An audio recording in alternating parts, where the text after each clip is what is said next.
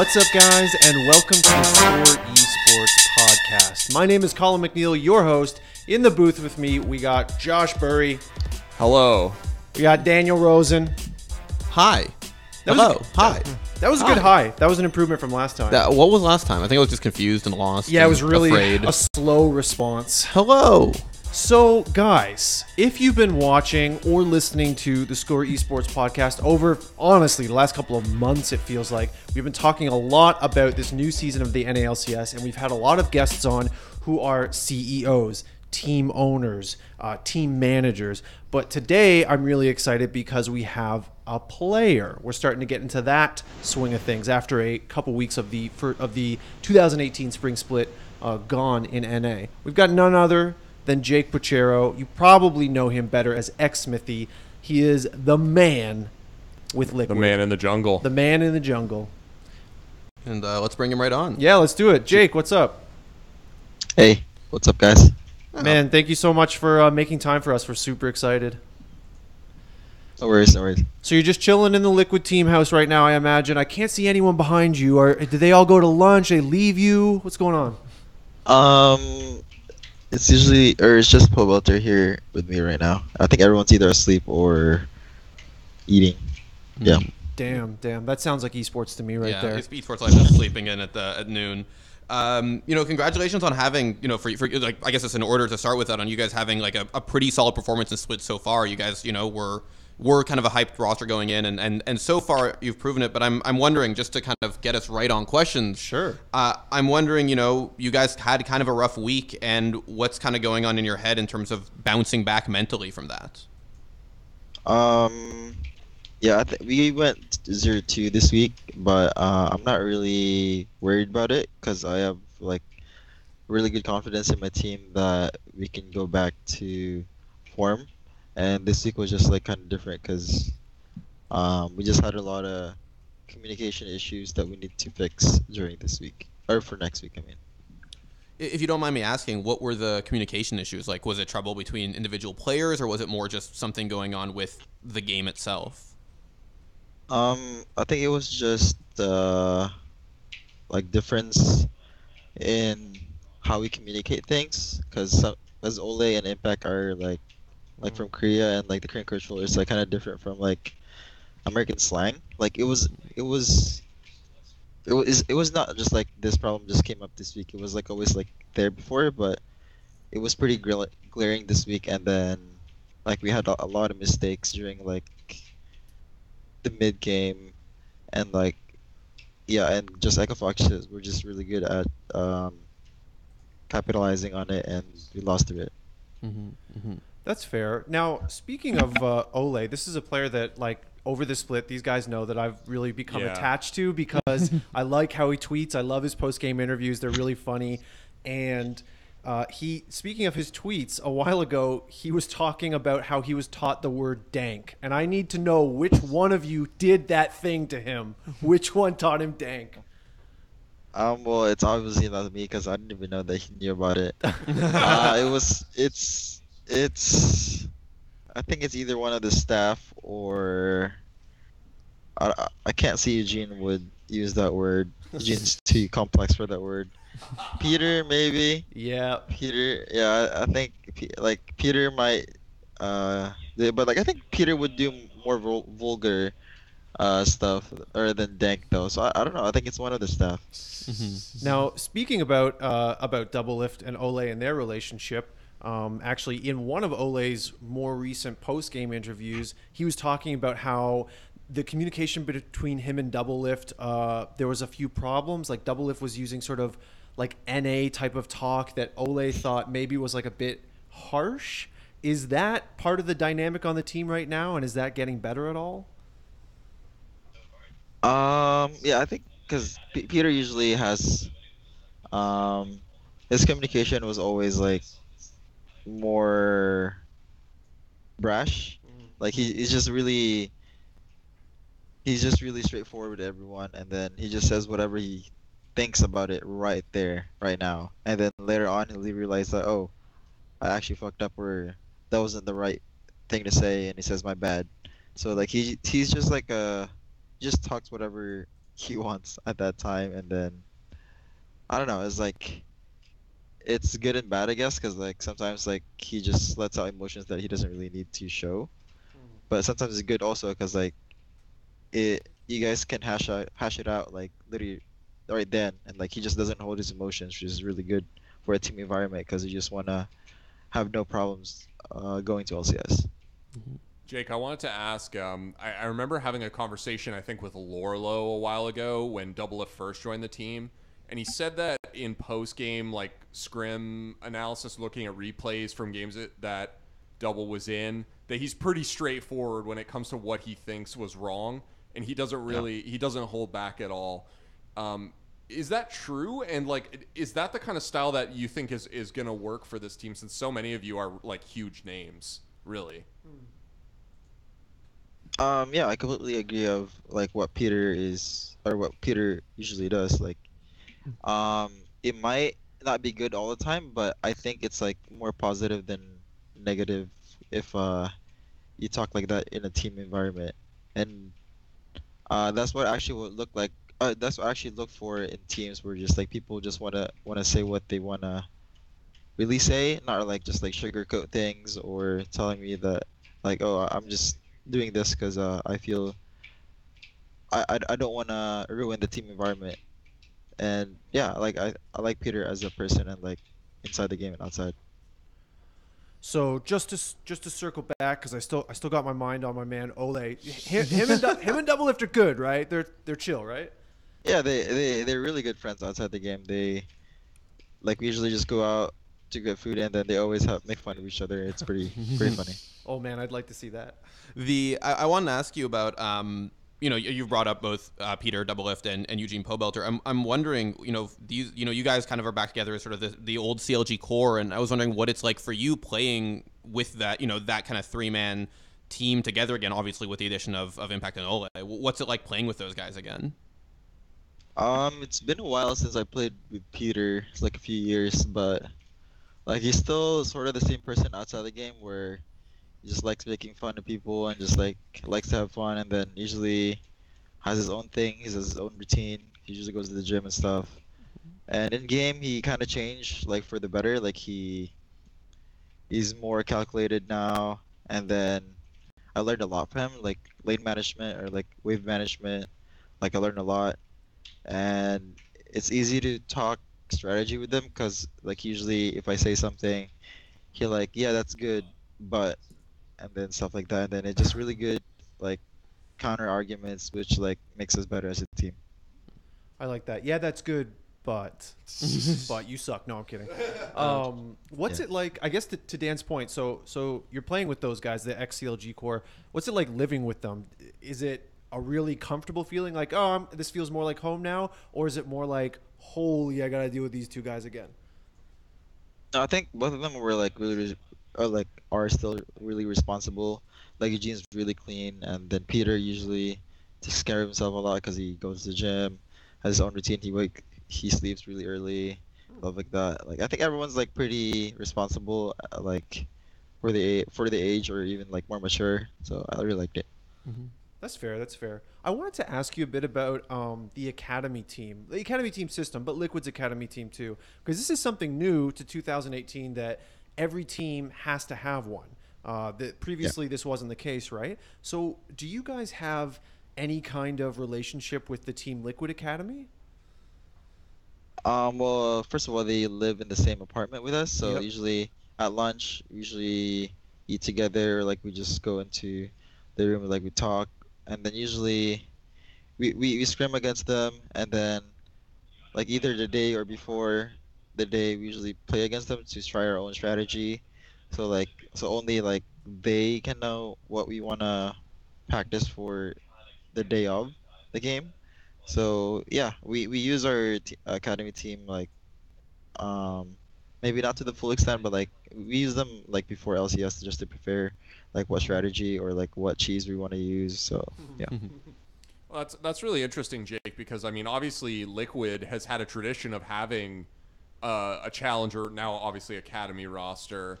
For a while, the 10-man roster is kind of maybe almost a Liquid meme for a little while. Like, Yeah. yeah, but so one thing that we heard in the past about challenger teams and now academy teams was the whole Echo Fox, we don't scrim, we won't scrim other teams, we're only going to scrim our own guys thing. And it sounds like, at least in terms of weird strategies, that's something that you're trying. Like, you're just keeping them in-house and seeing if that stuff works. Is that true? I mean, yeah, like if we want to hide like a certain pick that we think that's really good, but not a lot of people do. Like, yeah, we only show it to the people who like can give us like firsthand like suggestions or review. Like, we usually just don't show it to like other teams because like we can still play in like maybe 3 weeks from now. So like we just try to hide it. That's really cool. I'm that's really exciting for me actually, because I just, for a lot of organizations, I almost wonder if they really know what to do with the academy team in this first year. But obviously, Liquid has this tradition of having a deep roster, having the challenger team. So that's really exciting news for me. I'm hoping to see maybe some more Liquid Academy stuff in the future then. That's a good point. Yeah, I'm wondering actually though, have you, other than obviously Liquid Academy, which you guys share living quarters with, but have you been paying attention to the Academy League other than Liquid Academy? I know FlyQuest brought up one of their Academy players up to the LCS stage this week.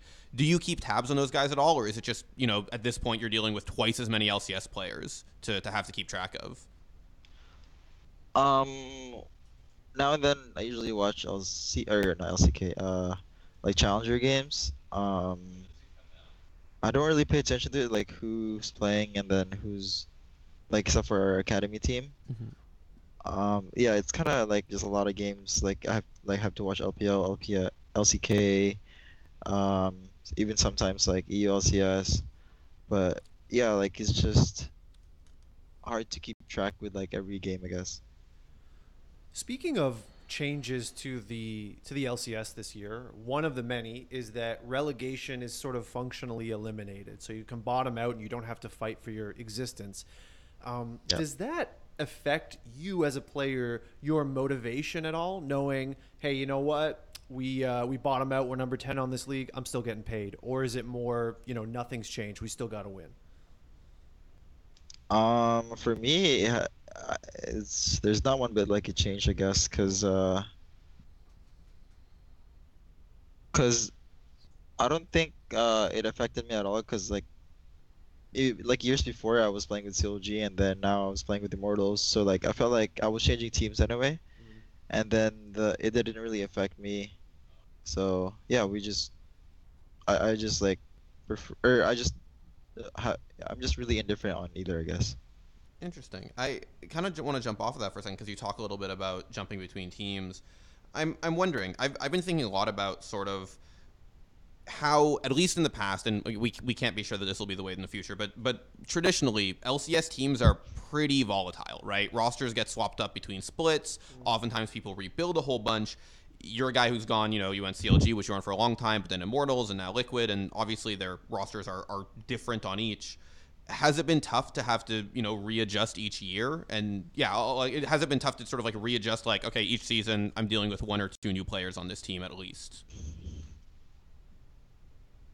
I actually like having new people because I like trying to see the playstyles of like new teams, like especially like good players. I like to learn, like adapt on the new meta.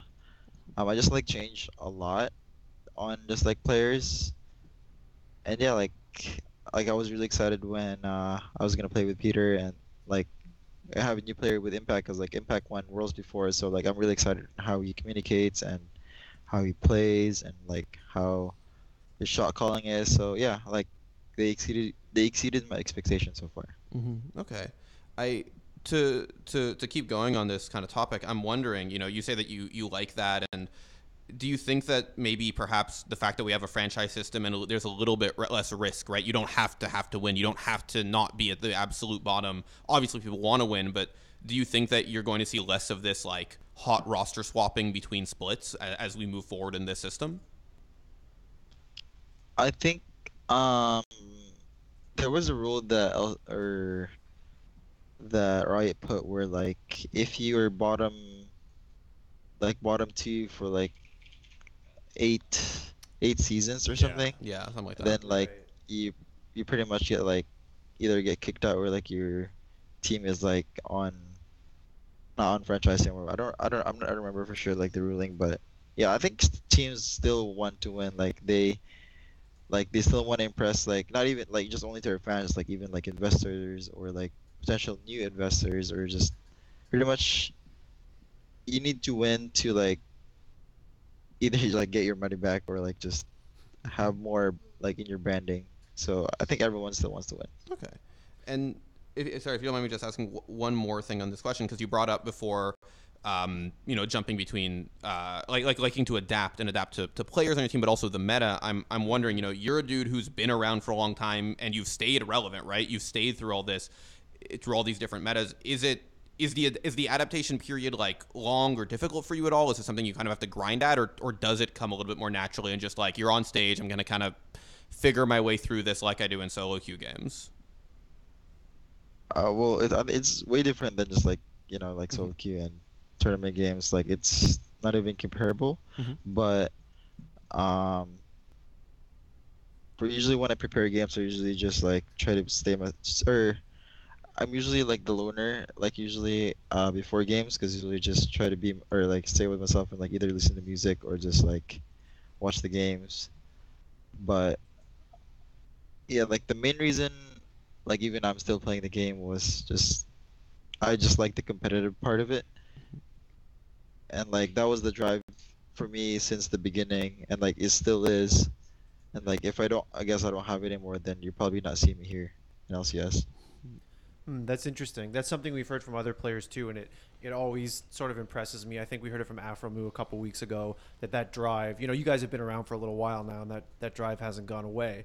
Now, speaking of adapting to new metas, I do want to get your take on the current meta in NA right now. It's Is it the 8.3 one? yeah, it's kind of slow.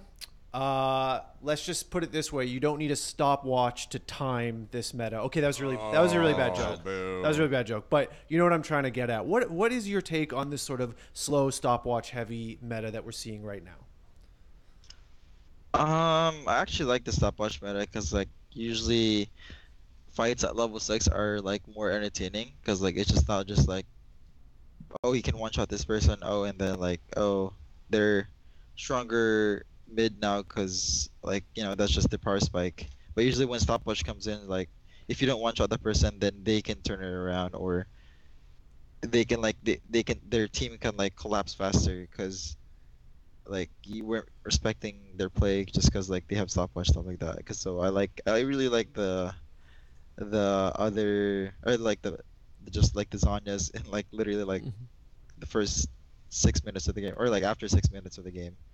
And yeah, like I think the new patch, like I think less people will buy stopwatch or will get stopwatch now, because like like you don't have boots and stopwatch anymore, so you can only choose one. And then maybe some people will get the futures market because like supports might just get like booby boots level 5 and then just like roam. And yeah, it's gonna be a different type of early game, I think, like after 8.3 hits in LCS. Okay, I like that answer. I like the pro stopwatch Yeah. answer. I'm a fan. Because there's a lot of hate, obviously, on Reddit, and Yeah. everyone would be like, "Oh, this meta Yeah. sucks." So Well, and I said it was slow, right? But Team Liquid specifically, some of your games have been ridiculously fast. I mean, you guys have snowballed and killed the Nexus in under probably you've had some 20-minute games, I think. At the very least, you have the lowest average game time in NA. Did you figure something out? Is everyone playing this meta wrong? Like what's going on with that?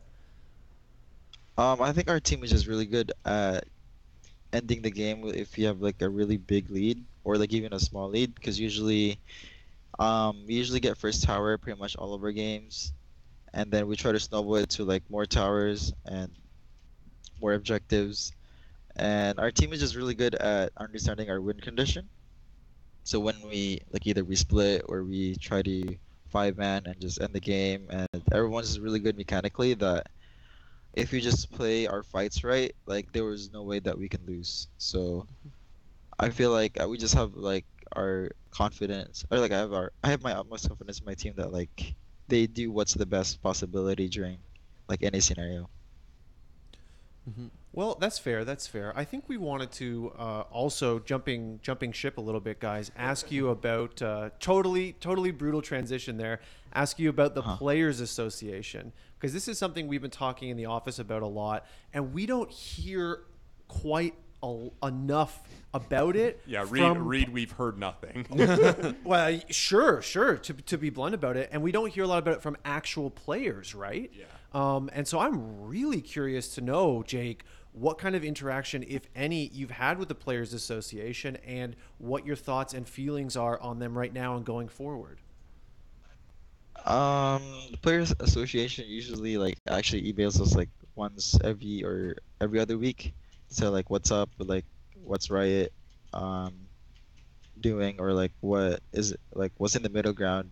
But I think like most of the players, if not all, like are just like really busy like for LCS, and like usually players were more active during the off season, but not as active just because like I think everyone was trying to find like a team to go in. So I think Players Association will be more active like I think the next like after the split ends, because I feel like everyone's just really busy about LCS, and yeah, just not most players are like focusing on it.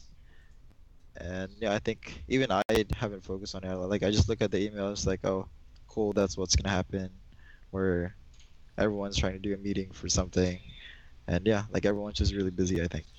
That makes total. Oh, I'm sorry, Josh. Go ahead. That's okay. So it's more like just like this is the first split of franchise NA LCS. Some things are different, lots of roster moves, and essentially, there just hasn't been a ton of time for the Players Association. But it's still something that you think is valuable, I assume, and there's still stuff going on behind the scenes that fans maybe aren't seeing. Is that right? Yeah, that's what I would think so, at least, since yeah, like Players Association usually just like messages the players, like they don't really talk like outside people, and they only want to focus on us. Okay, that's cool. I think the reason we're asking, Jake, is like we're all super excited to see this in esports. I think potentially a huge step forward for esports, and well, it's like a union, right? It's like it's like something akin to having a players union. And when I think about that in esports, Jake, I always think like the age for many esports players, League of Legends included, is very young. The average age, very young. And some of you guys, this is your first job, at the very least your first full-time job. And I'm trying to think to myself, does someone who's in that situation at that point in their life, are they going to actually value what a union or a players association can bring to the table? So I guess my question to you is, do you get a sense from your peers, from the people who you play with or who you communicate with in the league, that this is something they actually, frankly, care about? I think definitely like the younger players still don't even know what like the players union or the association is about. Um, I think they're more focused on other things like just LCS itself and like trying to get better. And yeah, like it's either they just take advantage of it, or like they just don't know about it. And I think I don't know if it's right to say just like I can understand it, because like their priorities are just much different than like for us like older like veterans, or because like we've been in the scene for like a few years, and then now we see some stability, or like it's just a system just for us to have like a middleman, which is good. But yeah, I think a lot of younger players are still like clueless about it. Mm-hmm. Do you think, like, for yourself as you said, like that veteran player, do you feel like some sort of responsibility to like go to the younger players and say like, hey, this is something I think you should care about? Obviously, you're not directly playing with those players on your current roster. It's a lineup of pretty staid, well-known players. But True. do you feel some sort of responsibility to the younger players, or is just you're just too busy playing games right now? I feel like I should be, but I just been like focusing in the game and focusing on just mainly Team Liquid. Makes sense. Makes sense. You know, I thought I was done with the what's new in 2018 topic, but I totally am. Missed. There's quite a bit that's new actually, and one of them is best of ones. So I actually did want to ask you, Jake, about best of ones because that's a huge change. Well, it's a return to an old thing, right? It is a return. You're right. What's new is once old. Yeah, or that's old is new. I don't know. I don't know what's you're old saying, is new Dan. again. What's old is new again. And that's the case for 2018. But it is still, I think, I still think I'm within my rights to say that it's a huge change. It is. Does it, as a player, affect your play? Do you feel like, man, I cannot make a mistake because this is the game. There is no game two. In that aspect, I don't think I think of it like that because I feel usually every game is like I try to play it like it's like grand finals of a tournament. I just like to give it all my all, like pretty much every game. Like even scrims, I try to make it like an LCS game. So, but it's still like people can be much riskier. Like even us, like we try to play like controlled, but like we can play more sporadic because like it's best of one. Like they won't expect this, and then they can't really punish it next. Like because people do some like really like kind of cheesy stuff that it only works in best of ones, and then you can do that because like it's only one game, and then he's like they won't expect it at all, and I think that's what teams are trying to catch up now, which is like less competitive, I guess, because like like you don't really know who's the better team on a best of one until like playoffs. So like our goal is just right now is to improve as much as we can. Like don't really care about as long as we get to playoffs. So Jake, you said the cheese word there, and you had mentioned it before when you were talking about scrimming. So so you think the best of ones brings out more cheese then, because people are willing to just roll the dice on a weird strategy that, like you said, there's no response. Like there's no game two where they're like, well, we'll just ban that or whatever. Well, yeah, I just call it cheese, but usually like cheese is usually like really calculated, or like you played it on a scrim, so like you pretty much plan out the whole thing, which like cheese, I guess cheese like gets like a bad rep. It's like, oh, it's really cheesy, and like and then it's just like it won't work on a real game. But which is true, but like it's a really good strategy that you've been practicing, and then if it works, then it's a really good strategy. But people just undermine it because like they got owned by it. It's like, oh, it's really bad, or like it won't happen next time. But yeah, it's like if you for example, if you have like 3 cheese strategies for a best of 3, then it's still cheese, but like it will still work because like you have like a lot of strategies planned out. Yeah, I mean, the common adage in the esports community that it's only cheese until people accept it and start doing it all the time. So, yeah, no. I love cheese. I'm not against it. But I'm a Dutch boy, so I love cheese generally anyways, That's actually a really interesting answer because, like, for me, my gut reaction was like, oh, best of ones, people are going to play super safe, right? But from what I'm hearing, that's actually not the case, so that's really interesting. I think it's both. Oh, sorry, go on, Jake, sorry. Oh, I think it's both because like like the game time for pretty much the whole world is like much higher now. Like LCK doesn't get first blood at like till like 39 minutes or something. That one game. So like it's like both. So, like if people get riskier and riskier, like LPL is usually like one of the most aggressive regions out there, and they still go on like a 33-minute game time, so like it's slower than usual. But like I feel like the more the split goes on, like people realize they're like, oh, I can do this early game or in mid game, and then we can win the game or lose the game. But people will take risk for that because like either they're like the underdogs, or like they just feel it that game. So for us, it's like I guess like we know that we can end the game here, and then it's like really low risk. If you play it really well, then we do it. Fair answer. So in esports media, I feel like we've been talking about the 2018 NA LCS for like 10,000 years, right? Yeah. And we're talking about these franchise teams, and we're really focused on the new teams that are coming into the system, the 4 new teams. I'm kind of curious, as a player, do you like there's any difference between the legacy teams and the people who've never been in League of Legends? Is a game against Optic much different from a game against CLG, or is it just like, hey, well, we'll just win again today, no problem? In terms of strategy, I think there's a difference. Like if you have a lot of veterans in your team, there's more calculated and like less like random stuff happening. But like if you're a new team and then like your team literally just started, then like you can expect more randomness on it, and then like either they can try out like new strategy, but I think like new franchise teams and old ones are doesn't really matter. I think it's just like what the players have, or like what the players in the team are. Well, yeah, I mean, some of those teams obviously have some veteran presence on them. Like Yeah, we've got, absolutely. you know, like Optic might be a new team, but they've got our boy Lemon. So Is he our boy? he's my boy. He's not my boy. I have no personal connection. Sorry, no disrespect to Lemonation. He's not my boy. Whatever. Lay is my boy. I told you that. You can only have one support. You can only have one boy. You can only support one support. So yours is Ole. Yeah. I guess mine is Lemon. I guess it is.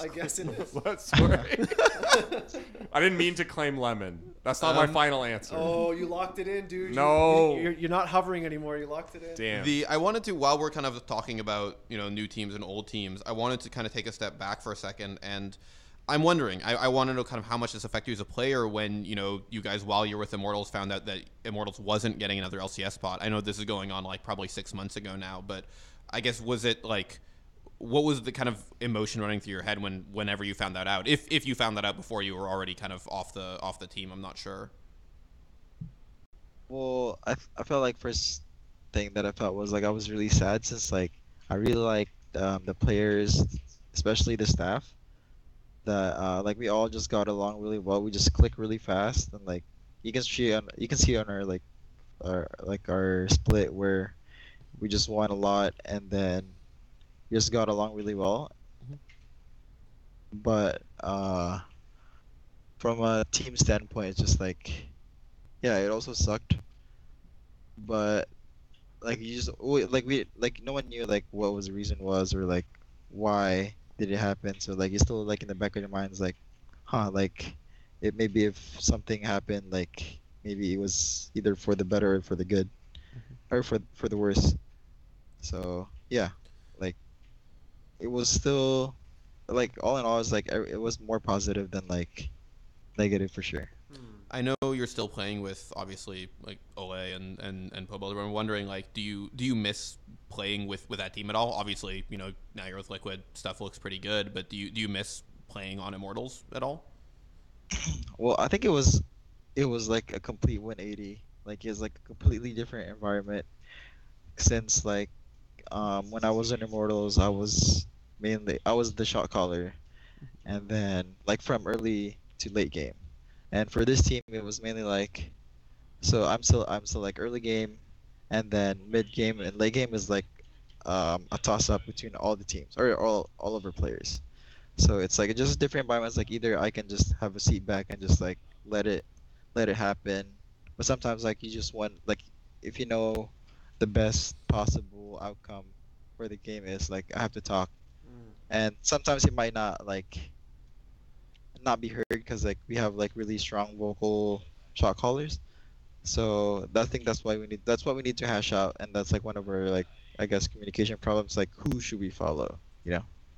You kind of preempted my question there, Xmithie, which I was going to ask about the communication issues that you mentioned before, because I can, like, even just you, Pobelter, and Doublelift, like, I could 100% imagine there being plenty to say between the three of you in the late game.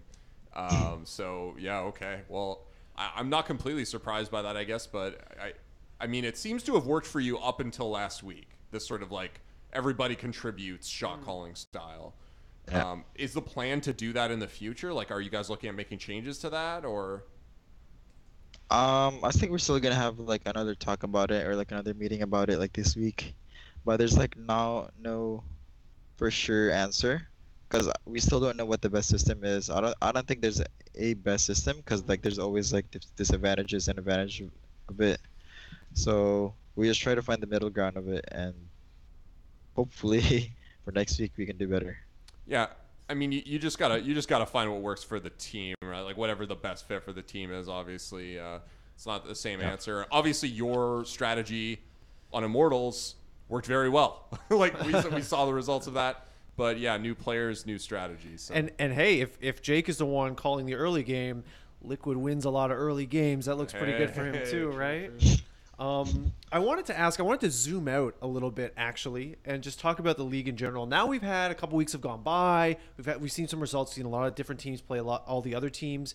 We kind of know who's really good right now. I know we're only about halfway through, but we know, Liquid, C9, maybe 100 Thieves, everything looking good. We know who's the very bottom, and I will not say their name. I will spare them. They got their first win on this weekend. But who I want to know, Jake, in your opinion, who is the sort of dark horse, the team that might not be at the top of the standings right now, but you think we should watch out for? I mean, I think everyone expects it to be like, I don't like TSM is like not really at the top. Well, I guess like I think they're just one win behind us now. That's fair. They're about in the middle, I would say. Yeah. Yeah, so like I've always been like even though they're down there, like I still think that they're gonna be either in the semifinals or the grand finals. So I'm always looking at their progress and like hoping that like our team like improves like faster than them. Because like I still think like they're like the organization is like really good, so they still can be the best team.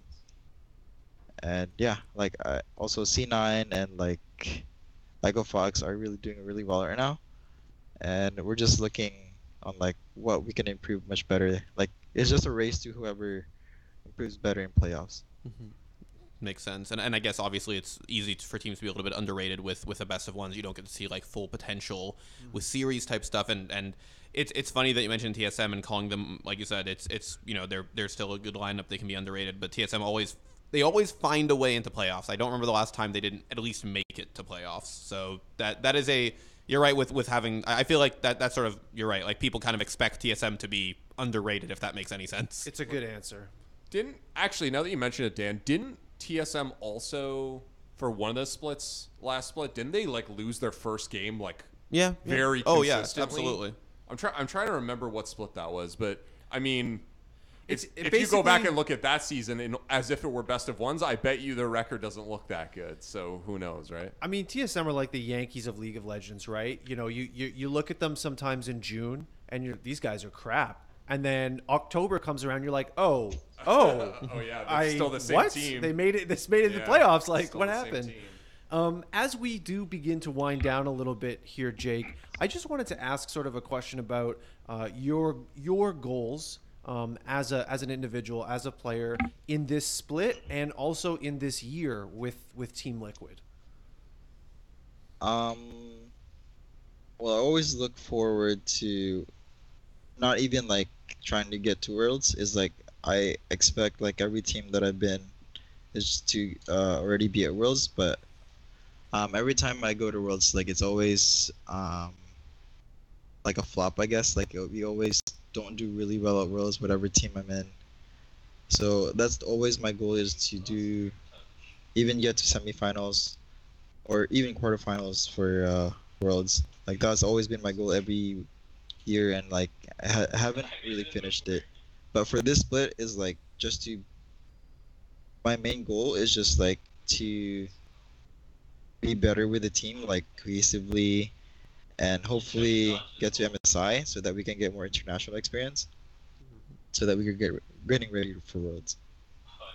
Fair enough. And I guess before we do let Jake get on with his day. Lots of important stuff to do, I'm sure. Got to meet with Mr. RN-Sit, maybe. Got to get some Team Liquid swag. Got to get paid by Steve. All day. I just want to ask, basically, or give you, rather not ask, but give you a platform in case you wanted to say anything, give any shout outs that we, didn't prompt you or give you the opportunity, to do previously in the podcast. Yeah, just like, I guess, thank you for the fans supporting us.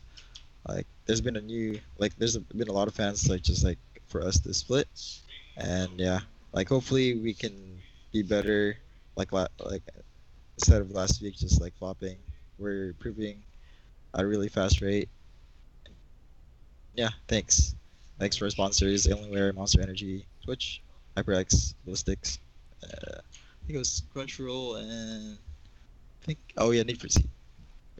Damn, Jake! It's like when you go to a bar and you ask what's on tap, right? And they're like, all right, we got Molson Canadian, we got Monster Energy, we got Need for Speed, yeah. And some of them are like really long lists. Like it's like 40 of them, and you're like, how do you know that? Do you say that in your sleep? Anyways. All right. All right. Well, Jake, once again, thank you so much for making time for us. It was a real pleasure talking to you. All right. Thank you. All right. Thanks so much, man. Have Take a good care. one. Bye. Later, guys.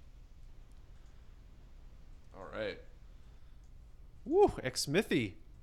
Yeah, that one. I think there's a lot of interesting stuff there. I think it's He said he had some answers where it's not like I ask questions, guys, that I know the answer to, although sometimes I do. But like he had some answers where I was like, oh, like Yeah, how best of ones actually in some ways promote innovation, Yeah. also called cheese.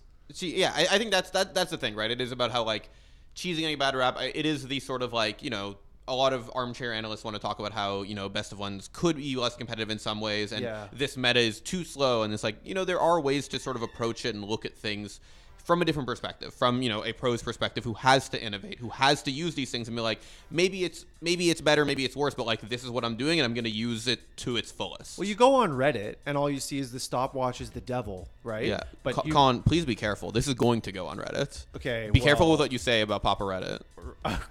It's not my papa, okay? Okay, I just read it.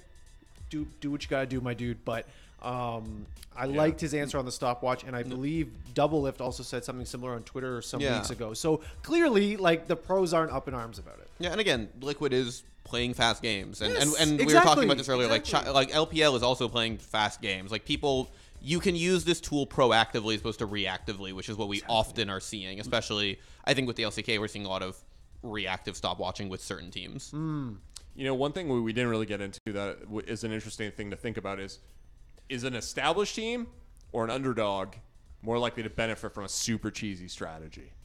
You know what I'm saying? Because you think if you're like a good team, feel confident in your players and in your overall sort of like cohesion, maybe playing it safe really makes a lot of sense, you know? I don't know. I kind of feel like if Take you're it to the late game and just win on team fights. Yeah. I feel like I don't know. I kind of feel like if you're a team of vets and you know what you're doing, you've kind of got the spine to try something. Whereas like maybe if you're more of a rookie team, you're a bit shook. You're like, hi, I can't try this against Doublelift. shook ones. I'm gonna lose. I don't know if they're that terrified, but certainly it's possible. Their hands are shaking, Danny. Mom spaghetti. Mom Please spaghetti. Stop watching. Misclicking. Before I mom spaghetti due to the heat of this room. Yeah, this room is like unbearably hot, dude. It's is hotter than very the hot. jungles that Xmithie traverses every weekend. Feel me? I don't know. It looks actually, they call it a jungle, It's but it more of a actually looks forest. pretty temperate. Yeah, it's more of a I don't- forest. Yeah, you guys are right. Yeah, It's more of a forest. It's a weird name Like there's for it. wolves in it. Yeah, And a rock and monster. rock things. Krugs. Oh, You- yeah. yeah, you wouldn't there's think- the and big, a big frog. yeah, Dat Boy, as he's known in the office. You're the shit. only one who's called it that. Oh, shit. But yeah, there's What like up? there's like a jungle frog, like a tropical frog, but also there's like wolves that you would sort of like furry wolves that you would find in the forest, and a rock monster. It's not a very cohesive environment. Is what I'm Right, Are saying. there you're jungle right. wolves, though? Are there jungle wolves? Aren't There there wolves was- in the Jungle Book? No, there was a No, panther. there's a panther. And Sure, they're there's There's hyenas. no wolves in it I don't at all? I don't there's any think there are. wolves. I don't think Now, so. to be fair, No, that there book are, is like 'cause he's bizarre right. propaganda. Because he's... There are? There are no No, wolves. there Those are are hyenas. wolves. Those are like hyenas or something. No. Coyotes. Wait, I'm almost coyotes? no, there are wolves, for I have sure. no idea. I'm just making this up. Please, just Okay, like let me anyone out of out this hot there, room. if you've seen the Jungle yeah, Book email recently- directly I or saw send me the hit me new up one. on Twitter. I saw the new one, and I'm almost positive there are wolves. Like, hit me am up I, on am I high hit me here? up on Twitter at my DMs and let me know if there are Doesn't the wolves tiger- in Jungle Book. Doesn't the tiger like take over the like whole pack of wolves? I think that is a thing that happens. Oh shit, I don't remember. I think that is a thing that happens. I watched Isn't it on he Netfless. raised by wolves essentially? Yes, he is. Like, come on. He is Wow, raised by have we wolves. seen the Jungle Book? That's the story, right? But did Rudyard is. Kipling know if there are actually wolves in the jungle? I don't know if there are jungle I don't wolves. think so. I'm pretty sure it was just weird racial colonist propaganda. Can we please get on topic? Counterpoint, the Baron definitely looks like a tropical, like disgusting Dragon? sea creature. That's- I think it. I don't see the Baron in a northern Also, is he the Canadian Baron forest. of the jungle? Like, Well, does he he's have not. does he have sort of like something from a king telling him that this is his He's the like Baron a of the contract? riverbed, right? Yeah, so it's like so like there's like a king somewhere that gave him a contract that says like, you are the Baron of this riverbed. I have given you this land, but you must pay a tithe to me. Is it possible Wow. that Baron isn't his title, but instead His he name? Nashes Barons? Or maybe he's the Baron Nasher. yeah, exactly. And we just like He's the misspelled it Nasher over of Barons. over years. We just sort of Yeah. I could see that. I was thinking that maybe just his first name is Baron, because that is a name. Yeah, it is like Baron Trump. Oh, Yeah. like his first name, his Or like Baron given, Vaughn. his given name. Yeah, his given name is Baron, and his last name is Nashor. He goes to Nashor. school. He goes to like elementary school. And he's like Baron N. Also, Shelly looks tropical. Let's please. Wait, stop. are you talking about Scuttle Crab? What? Yeah, no. No, What are you saying about Shelly? Shelly. I'm isn't saying Shelly she the Rift looks. Herald? She looks tropical. She looks like the Pokemon Golisop or. Oh, you're Golisopod. talking about Rift Herald when you say Yes, Shelly. yeah. Oh, yes. okay, you tilted me. Sorry. I was like, are you talking about my homie Scuttle Crab like that? Because like, No, okay, no. good. Well, This is this the went on furthest way off too topic long. we've ever gone, and that If was you're not still- entertaining to anyone. If you're still here, I'm really sorry. if Yeah, that you're was- still here, let us know your opinions on the flora and fauna of League of Legends. Check it out in the comments below. This is Colin Share, like, McNeil and for the Score subscribe. Esports. Share, like, and subscribe, and smash that sub button, as they like to say on YouTube. With that being said, that's all from us, guys. For Josh Burry and Daniel Rosen, I'm Colin McNeil, saying until next time, GG. Bye.